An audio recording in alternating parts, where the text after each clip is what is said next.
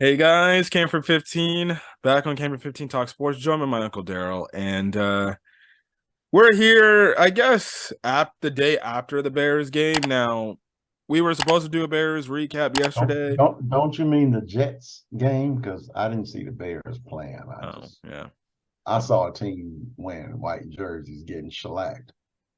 yeah. Um, we didn't recap the game yesterday. My uncle had obviously work engagements, and then I had to do my homework for the week. So we're doing this video on my birthday. But we're kind of Happy. gonna talk we're just kind of gonna give our thoughts on where the Bears going to be headed, but just based on what we saw yesterday, this team just it's already bad enough that one Justin Fields was out. They had a whole freaking situation. Now, don't know how you injure your oblique during warmups because I don't know, but that again, so Chicago Bears, right? Um, but regardless, even whether it was Nathan Peterman or Trevor Simeon, it doesn't matter. The Bears are going to lose regardless. The one thing I do want to get out the way is I find it absolutely comical this morning that the national media is like, oh, Mike White is this great quarterback and everything. Look, he played really good, but let's remind them they played a very bad Bears Bears football team, defense. a really bad defense, mind you. The last 3, 4, 5 weeks since they traded away Roquan Smith and Robert Quinn, they've been giving up 30+ points a game. So I would dare I say, I think Zach Wilson would look impressive against this Bears defense. Me personally, I agree with you 100%. I really didn't think Mike White did anything really extraordinary. Kendall Vildor got beat a couple of times.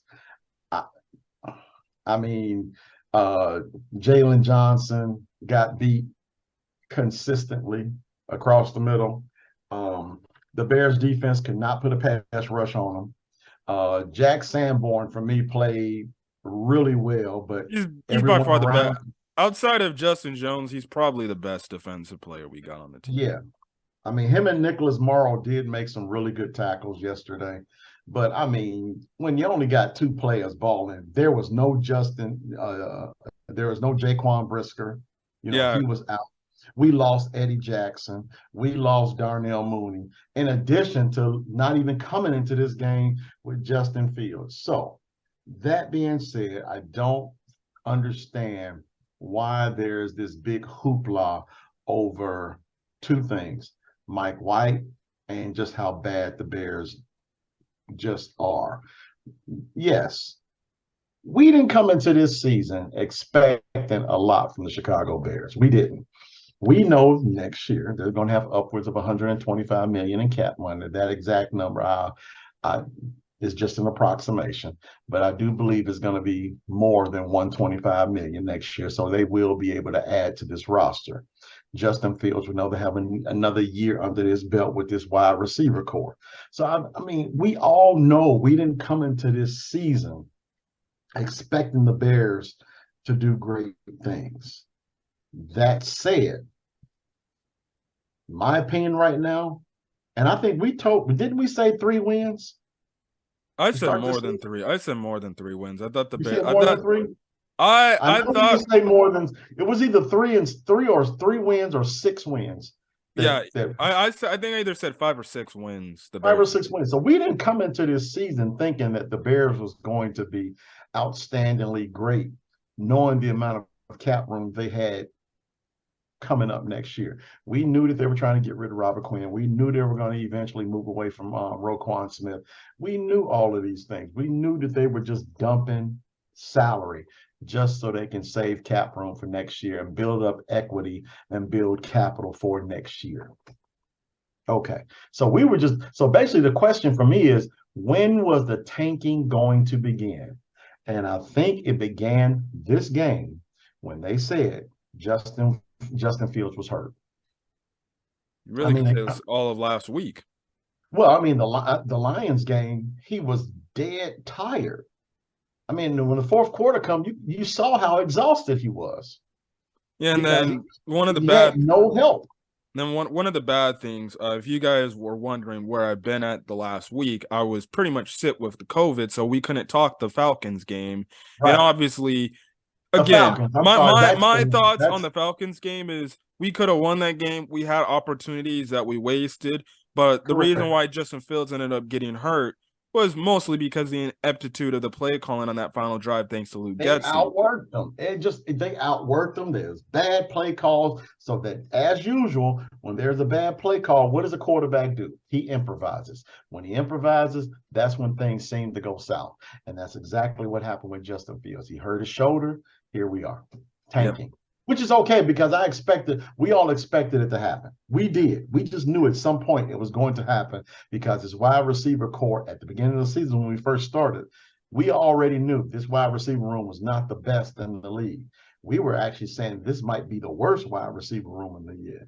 So when we moved forward, we added N'Keal Harry, we added Chase Claypool, we added some people just to improve upon the wide receiver room. So I actually came into this game thinking Simeon might have some success because he is a pocket passer. Yeah. Going on Simeon. I thought Simeon in the first half played really good. There were elements that, I thought with Simeon. I saw that I'm like, Justin can definitely watch and learn from this. Just from the aspect. The one thing I liked with Simeon is one, he was, the first half, the offensive line played fairly well. But the one thing I liked is how he stayed in the pocket and he was actually throwing to guys like a Chase Claypool, targeting them, even though Right. Chase Claypool has Chauncey Sauce Gardner all over him, mind you. They're saying Oh, this guy's been the best freaking corner in the league. I see one of the freaking plays in the end zone. That dude was he was freaking mugging the holding. guy. He He was was holding the entire holding. He time. was mugging them because, again, Chase Claypool is a very big, strong wide receiver.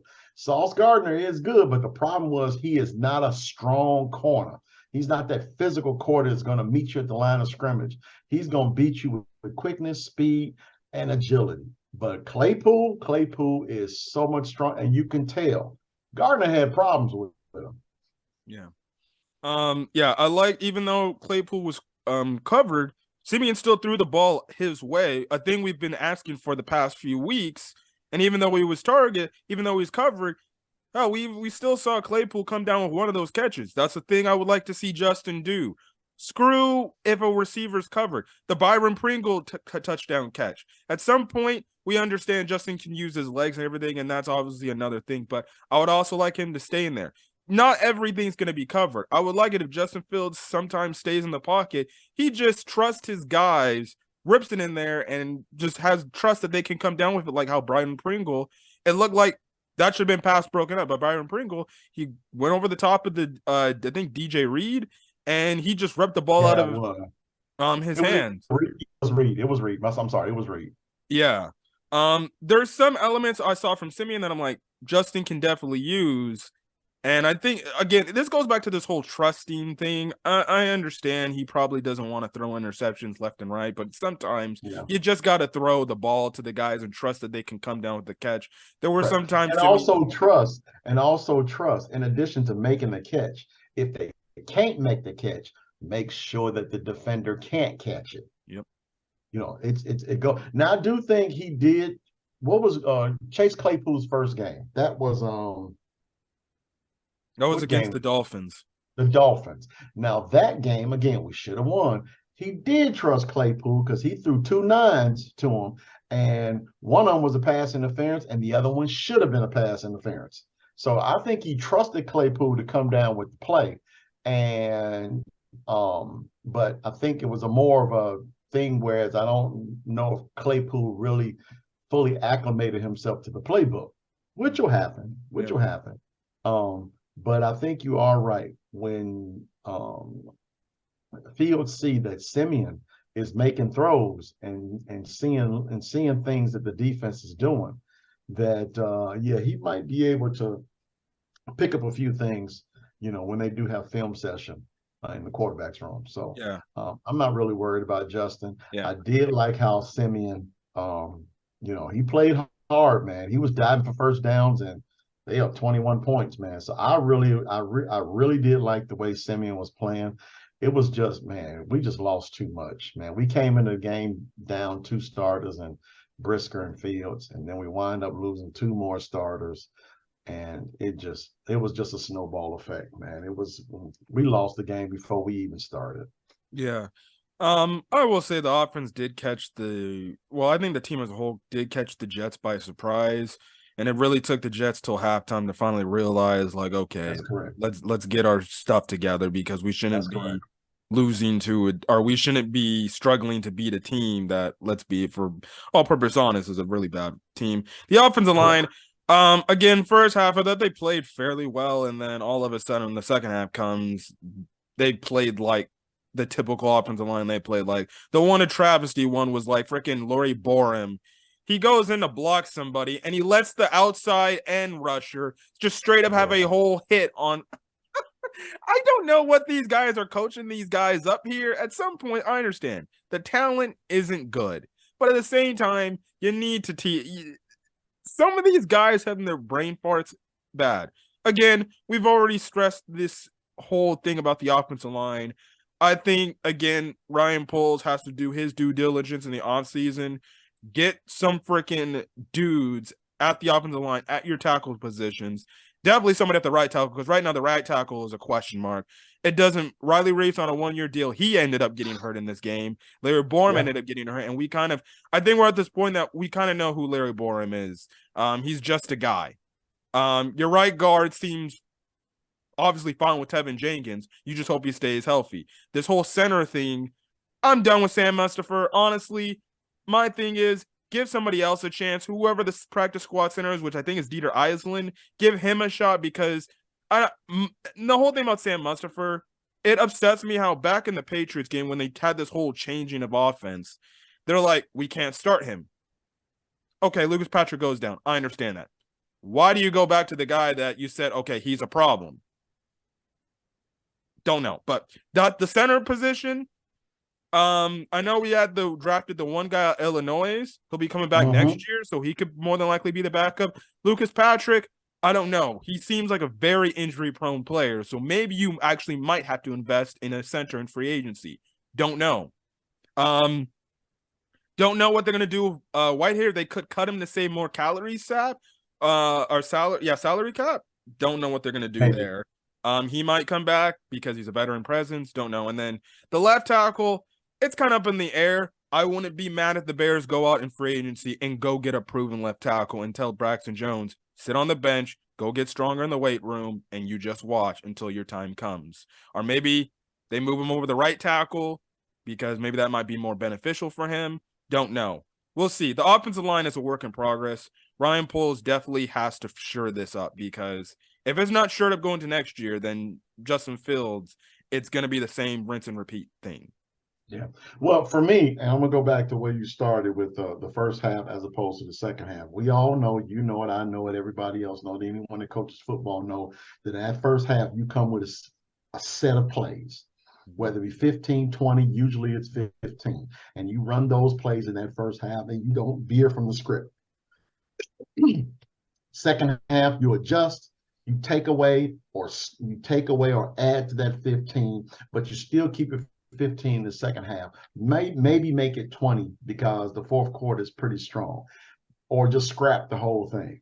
The Jets basically just scrapped everything that they were doing because Montgomery and the offensive line really fared very well against the Jets front seven. Okay. Even Darrington Evans played well. And I think this is his first game all year. Yep. So, yeah. So Another adjustment made by the Bears coaching staff because last week against the Falcons, Tristan Ebner, I don't know what's been going on with him every time he's been getting carries this in the regular season. In the preseason, he looked really good, but maybe again, that's just a preseason. But for some reason to me, Ebner looks slow. I don't know if he's hurt or something. He's not seeing the holes good enough.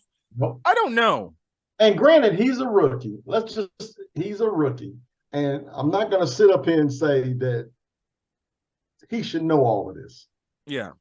But in the preseason, and he was the one I raved about in the preseason. I raved about him.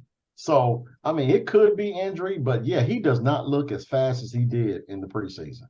Yep. So I don't necessarily know what it is, you know. So, but yeah, first and foremost, what the Bears, I hope what the Bears do, because you win the football games at the line of scrimmage. If you don't have really good defensive and offensive linemen, you done already lost, man. And I gotta admit, that's where the Jets beat us. They beat us at the line of scrimmage to the point whereas when they had the big lead, they basically ran out off tackle throughout the entire game. There was no point at throwing the ball when you're up 31-10. And then it was just, off tackle left, off tackle right. And you could and they couldn't stop it. Yeah. Bears couldn't run at all because again, it looked like they ran maybe a 4-3 in the first half. It looks like they went to a 5-2 in the second to keep the running backs from getting to the edges. So, and then on top of that, again, we lost players, man. We lost Jackson. Lost Jackson. Brisker didn't start. We lost Riley Reif. We lost, Jackson. We lost Darnell Mooney. I mean, it was just one thing after another. Yeah. So over the next 5 games now? Pretty much. Over the next 5 games, let's just, I hope that they just go ahead and scrap it. And, I hate to say this because, I'm a pretty competitive guy and you are too. Yep. It's time to start looking towards the future next year, the draft, off-season workouts, and let's just start playing some of these young guys, man. And because, I mean, the division is not attainable right now. Yeah. So it just this is not a time to yeah. Let's start sitting everybody and let's, I hate to say it, but it's tank time. Yeah. Darnell Mooney on one run, he ended up getting his ankle rolled up, and late last night they pretty much said, yeah, this dude looks like he's gonna need season-ending ankle surgery, which after I saw that, I was just like, there's no point. And then apparently Claypool also was a little bit nicked up and he was limping off the field. I'm like, it's not worth it. He got mugged at the line of scrimmage because they knew there was not another wide receiver that could do anything, especially after Mooney left. Yep. So yeah, listen, in terms of the offense side of the ball, and especially this has been being the question thrown around in terms of Bears fandom, it's this whole thing about if Justin's healthy to play, should he play or should he sit? At this point, with Darnell Mooney out, your offensive line just in a wreck. You don't have Khalil Herbert, the running back, next to David Montgomery, so your run game is stalled from that standpoint. And then Montgomery's in the last year of a contract as well too. So this could be a time in which you can see if he's the guy that you really want, showing up your backfield for next year. To me, there is no reason whatsoever to bring guys back to try to win games in which they're meaningless now. Yeah, they are meaningless. I mean, and like I said, we understand. Yes, what are we, 3-9? 3-9 now. Yep, 3-9. I mean, we're already 12 games in, 5 games to go, man. Just is this team good enough to win 5 straight games? Nope. They're not even good enough to probably beat Jordan Love and the Packers next week. They only scored 10 points yesterday. Yeah. And the Packers, even though they had Aaron Rodgers for probably about 3 quarters and a half, they still dropped 20 points. No, with Aaron Rodgers, yeah. But I mean, the Packers as a whole, they scored 33. Yeah. They hit 30. So it's just like, which also shows that Justin Fields definitely makes his offense go. Exactly. So, but at the same time, though, you got to have the tools around him to keep him healthy. Personally, with me, I just shut him down. I just be like, dude, it's not. Shut him down too. Shut him down. I mean, there's no point. This guy's the guy is your franchise. You have your franchise player in the second year of his rookie deal. We have 3 more seasons with this guy. 3 more seasons with this guy before he becomes obviously a free agent. We have to be relevant within that 3 years. Yep. Do you think we'll be relevant if we play him these 5 and he winds up getting hurt again? Nope. No. Just save him from himself. And we know Justin Fields is a competitive guy. Correct. But at this point, you just tell him wind it down. It's all right. Next year's going to come, and we're going to be a better team. Yep. Everybody just got there too. The whole coaching staff and management was reshifted this football year. And again, if anybody thought the Bears were going to be a playoff team coming into this football season, I would be shocked. I just would be shocked. I've seen I do watch a Bears podcast, and this one guy was saying like he thinks that he thought the team was much better than what they are, and that's what I thought, what people were predicting. But at that point, I could better too. We said 5 or 6 games. Do you think they're gonna win 5 or 6 games? Nope. And this person said that they had they'd be better too, but not playoff bound. Yeah, that's what this person thought, and I was like, "You're wilding." No, man, no. And don't get me wrong. Let me put you like, not with this offensive line, not with this defensive line. Even with Robert Quinn, this defensive line was middle of the pack. Yep. Even with Robert, oh golly gee, Roquan Smith, this defense was middle of the pack. Like you can say Jack Sanborn in this season's been playing 10 times better than what Roquan Smith's been playing when he was in. Exactly. And you got Sanborn and you could, I don't know what kind of contract he's got, but he was an undrafted free agent rookie. Oh, well then, keep him. So, yeah. Go ahead and sign him to a very small deal, something that, because, he's not going to be asking for crazy money. Sign him. Yeah, probably just another, maybe like a 2-3 year again deal. Yeah. 2-3 year deal. Just, make it incentive laden if need be. If you get 100 tackles in a season, that kind of stuff, this is the one time I'm okay with the Bears being, careful with the money. Yeah. Careful with the money. Don't sign anyone to any crazy contracts like we did Robert Quinn. And I like Robert Quinn, but I would not have signed him for that. What was it? 5-year, $84 million. That was Ryan Pace right there. I would not have signed him for that money. Now I'd break the brakes open for like a really freaking all-pro tackle on the offensive line. And me personally, although I love Khalil Mack, he really only gave us one really good year. Yep. Other than that, I don't think he was used properly by the coaching staff. Yeah. I don't think he was used properly. So anyway, all to say is, man, let's just go ahead and shut it down. Be careful with the money. Come into next year with all of this cap room, and then let's see what Ryan Poles can do as a GM. Yeah. That's all we can do. Well, let's watch the game. Let's root these young men on. And let's pray they don't get seriously hurt. And let's just hope that the guys that we're playing, they prove themselves to the organization and the fans so that they can be a part of this roster next year. Because I honestly think, I have faith in Ryan Poles. I honestly think he's going to build this team, the right way. I think he's going to do it. We're off to a really good start. We could use, some speed at the wide receiver position, some players that we can win at the line of scrimmage. Kyler Gordon and Jaquan Brisker, they look like staples for the defense. So let's just continue to build on the young guys that we currently have, and let's bring some veterans in that can play and play at a good price. Yeah.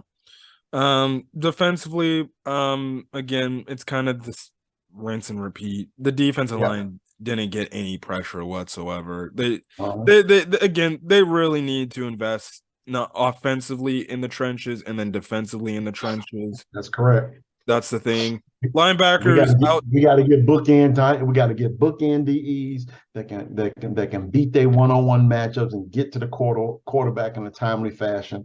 We got to get big, solid defensive tackles that can move the pocket. I mean, and get a good rush from within.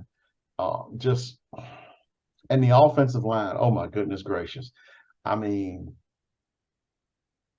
There's nothing else we can say. We've already said all we can the say. center position. I mean, Cody Whitehair was drafted as a center. When Mitchell Trubisky was here, who was his center? Whitehair. It was Whitehair. Why does he not want to play center? I don't That's up to the coaching staff. Oh no, I get you. I get you. But then again, the player does have something to do with that, in my opinion. The player does have some say in whether he wants to play center, guard, what have you. Yeah. And there's a reason why Whitehair's not playing center. He was drafted as a center. And I think he was a really good one. Now, why they got him playing left guard now, I mean, I get it, but he wasn't playing center last year. So to me, that's just something that's something that's of interest to me. Maybe they'll address it in the offseason to the point where it's, hey, dude, if you don't want to play center, adios, muchacho. I don't know. They still got Lucas Patrick. Again, he was brought in as center too. Well, what did they do with him? He got They hurt. put him at right guard. The problem was right guard, and then he got hurt. Yeah. Then they finally moved him back to center. Got hurt again. Got hurt again. I'm like, but again, we didn't really. I honestly think, amidst all of our frustrations, is embedded in the fact that we do have that cap room and these draft picks that we got coming. Yep. So we will see. We do know who our quarterback is. We do know that Aaron Rodgers is going to be moving on. We do know that Kirk Cousins is going to be a year older. We do know that Jared Goff is Jared Goff. Yep. So with all of that being said, the division is still ours for the taking within those 3 years. Yep. So Bears fans, chill, calm down. And I think we got 3 years to get this thing turned around, because once Justin Fields' contract is up and he's playing like this in 3 years, the Bears aren't going to want to sign him for that kind of money. They're going to have to. No, they're going to sign him for that money. They're going to sign him for that kind of money. They're going to sign him. That's just a modern day NFL day. Well, if he's playing like Patrick Mahomes, then yes, sign him. But if he's regardless, when his contract's up, they're gonna freaking sign him to big money. Again, he's going to have to show up and he's gonna play like that. Let's see. But if he shows something that's worthy of the money, but the thing is, because now we're in a salary cap driven league, if you got the rule of thumb is, man, try to get your Super Bowl before your quarterback, while your quarterback is on that rookie contract. Because it's really difficult to do. Kansas City is squeaking by because now they all. I want to say they're squeaking by. They're running away. I get you. They're not squeaking, but they had to do some really smart things with their money to keep that wide receiver room looking good. Now, when the playoffs hit, I don't know now. I think the lack of a big-time wideout in the end may wind up hurting Kansas City. Their big-time wideout is Tyreek Hill. I mean, not Tyreek Hill, Kelsey. Yeah, that's true. He plays tight end. That's true. That's true. But he plays between the numbers. You got to get someone to be able to strike the defense on the outside of the numbers. And, we'll see. Kansas City. I ain't worried about no Kansas City. Kansas City's on fire. No, they are. Don't get me wrong, they are. But playoffs are a different beast. Yeah. That's what playoffs are a different beast. And but Kansas City is, if the problem with Kansas City is if you try doubling Kelsey, yeah, you're gonna wind up letting one of them speedy guys on the outside kill you. But Kansas City's good. Yeah. Buffalo's good. So Now and Buffalo, they haven't been playing good at football as of late, though. well, I mean, Josh Allen is just making some dumb mistakes that I think if all he has to do is, you know, tone down his gunslinger mentality and play within the offense. That's what Mahomes is doing. He's playing within the offense. Yeah. He's not trying to do anything crazy. Yeah. Linebackers, I thought they played fine. Again, Sanborn had another great performance. Defensive I love backfield, Sanborn. Yeah, I when love Sanborn. Yeah. defensive backfield, when you were depleted as is, I guess I can't really blame them for getting torched. The only thing is, I'm still seeing Kendall Vildor get torched. Kendall Vildor. I understand they may not have anybody else, but my God, I just needed to see this guy freaking try to lock up Garrett Wilson in the end zone, and Garrett Wilson just literally pushes him away with utter ease and breaks open for a touchdown. And I'm just like, One arm too. dude, come on. And I'm like, One dude, arm too. Enough of this Kendall Vildor. I don't know what. Maybe the problem. You gotta give Kendall Vildor some kind of credit. He didn't. He ain't the Kendall Vildor of last year. Thank you, Jesus. Well, maybe the reason why he's looked so impressive because teams were going at Kyler Gordon instead of him. Maybe that's why. Maybe, but even Kyler Gordon improved. I just think that's the Eberflus effect, But yeah, he got burnt a couple times by Wilson. Eddie Jackson went down. At first, I thought it was Achilles, but I guess they're saying it's more of a foot injury than an Achilles. So I'm like, okay, thank goodness. Let's just hope it's not a Jones fracture. Yeah. If it's a Jones, he good. I mean, we talking 2 years. That's an injury no athlete wants. So hopefully it's just something like a foot sprain, contusion, or something of that nature. But he'll be, but whatever they do, again, let's just go ahead and scrap it all. Games, the games are meaningless, as you said earlier, and let's see what the backups can do. Yeah, at this point, I don't see the Bears winning another game this year. They got the last games. They got the Packers, then their bye week, then they got the Eagles coming out of the bye, then the Bills, then the Lions, and they end the season off with the Vikings. They're not winning a game. And I would shut Justin Fields down to further increase your chance of not winning another game, where it raises your chances in terms of the draft. Right now, the Bears are the second overall pick. I think they're gonna pretty much stay there. Stay there. The Texans, Texans win a game, and I would definitely not play Justin Fields against Green Bay. Oh no.